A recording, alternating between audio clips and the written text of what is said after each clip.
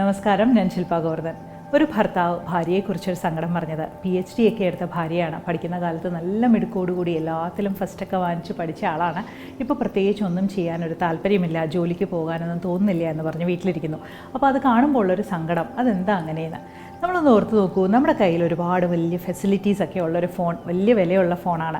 പക്ഷേ അതിൻ്റെ ബാറ്ററിയുടെ ചാർജ് തീർന്നു പോയാൽ അന്നത്തെ ദിവസം നമുക്ക് ഉപയോഗിക്കാൻ പറ്റുമോ? ഇല്ല, അത് വീണ്ടും ചാർജ് ചെയ്യേണ്ടി വരും അല്ലേ?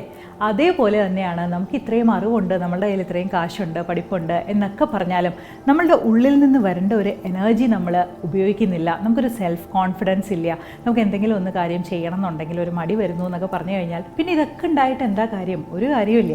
ആ ഫോണിന് ചാർജ് ചെയ്യേണ്ട പോലെ നമ്മൾ നമ്മളെ തന്നെ ഒന്ന് മോട്ടിവേറ്റ് ചെയ്യണം. ശരിക്കും പറഞ്ഞാൽ പുറത്തുനിന്ന് വരുന്ന ആ കേൾക്കുന്നതല്ല മോട്ടിവേഷൻ എന്നുള്ളത്, നമ്മളുടെ ഉള്ളിൽ നിന്ന് വരണം. നമ്മൾ അതിനെ കണ്ടെത്തി നമ്മളുടെ ഉള്ളിൽ നിന്ന് അതിനെ പുറത്തെടുക്കുമ്പോഴാണ് അത് നമ്മളെ മോട്ടിവേറ്റ് ചെയ്ത് മുമ്പോട്ട് നമുക്ക് എത്താനായിട്ട് കഴിയുള്ളൂ. അപ്പോൾ നമുക്ക് ഇത്രയും പഠിപ്പുണ്ട് എന്ന് പറയുന്നതിനേക്കാളും ആദ്യം നമ്മളെ ഒന്ന് ഉണർത്താൻ ശ്രമിച്ച് മുമ്പോട്ട് പോയി കഴിഞ്ഞാലേ അതിൽ കാര്യമുള്ളൂ. ആ ഭർത്താവിനെ മോട്ടിവേറ്റ് ചെയ്യാൻ പറ്റും, പക്ഷേ തീരുമാനമെടുക്കേണ്ടത് ആ ഭാര്യയാണ്.